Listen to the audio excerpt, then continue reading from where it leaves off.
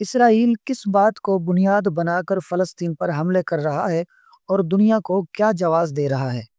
اس کا جواب یہ ہے کہ اسرائیل جو جواز دنیا کے سامنے پیش کرتا ہے وہ ایک مخصوص بیانیہ یعنی نیریٹو پر مبنی ہے۔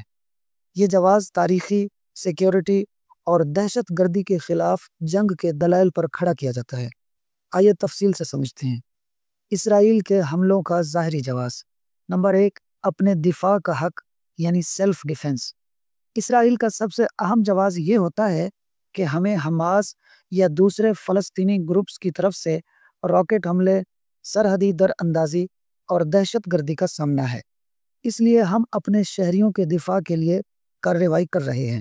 نمبر 2، دہشت گردی کے خاتمے کا دعویٰ۔ اسرائیل خاص طور پر حماس اور اسلامی جہاد کو دہشت گرد تنظیمیں قرار دیتا ہے اور کہتا ہے یہ گروہ نہ صرف اسرائیلی عوام کو نشانہ بناتے ہیں بلکہ غزہ کے شہریوں کو انسانی ڈھال کے طور پر استعمال کرتے ہیں، اس لیے ہمیں ان کے خلاف کارروائی کرنی پڑتی ہے۔ نمبر 3، یرغمالیوں کی بازیابی۔ اکتوبر 2023 میں حماس نے اسرائیل پر حملہ کیا جس میں سینکڑوں افراد مارے گئے اور درجنوں کو یرغمال بنایا گیا۔ اسرائیل اسی حملے کو بنیاد بنا کر غزہ پر بڑے پیمانے پر حملے کر رہا ہے اور دنیا سے کہتا ہے ہم اپنے شہریوں کو بازیاب کروا رہے ہیں اور حماس کو ختم کر رہے ہیں تاکہ یہ واقعہ دوبارہ نہ ہو۔ نمبر 4، غزہ میں فوجی تنصیبات کو نشانہ بنانے کا دعویٰ۔ اسرائیل کہتا ہے کہ اس کا ہدف عام شہری نہیں بلکہ وہ مخصوص مقامات ہیں جہاں اسلحہ رکھا گیا ہو، سرنگیں بنی ہوں، جنگجو چھپے ہوں۔ نمبر 5، دنیا کو دکھانے والا امیج۔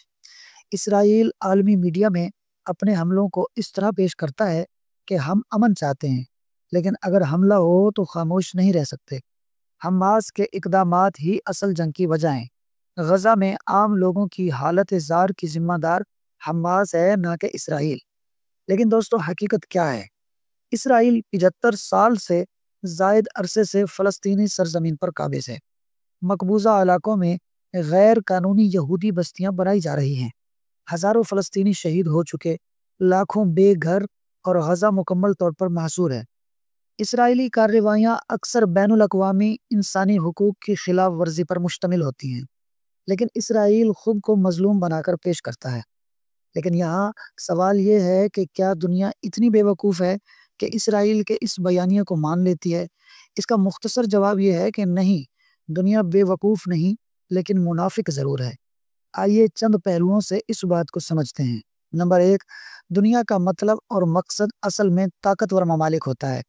امریکہ، برطانیہ، فرانس، جرمنی، کینیڈا وغیرہ جنہیں دنیا کی قیادت حاصل ہے وہ کھلم کھلا اسرائیل کے حمایتی ہیں۔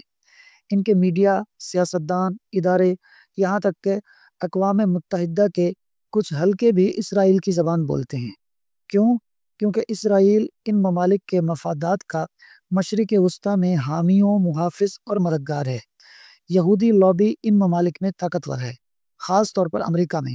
نمبر 2، عام عوام بے وقوف نہیں مگر میڈیا انہیں بے خبر رکھتا ہے۔ دنیا بھر کے لوگ، خاص طور پر یورپ اور امریکہ میں، فلسطین کی حمایت کرتے ہیں مگر ان کے media, CNN، BBC، focus news وغیرہ اسرائیل کے بیانیے کو زیادہ کوریج دیتا ہے۔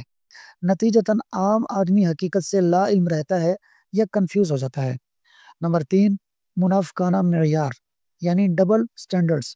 یوکرین پر روس حملہ کرے تو دنیا چیخ اٹھتی ہے، پابندیاں لگتی ہیں، مظاہرے ہوتے ہیں۔ اسرائیل فلسطین میں نسل کشی کرے تو دنیا خاموش، بعض اوقات حمایت تک کرتی ہے۔ کیوں؟ اس لیے کہ اسرائیل اپنا اتحادی ہے اور روس دشمن۔ انسانی حقوق صرف تب اہم ہوتے ہیں جب وہ ان کے مفادات کے خلاف جائیں۔ نمبر 4، اسرائیل کی PR اور جھوٹ پھیلانے کی طاقت۔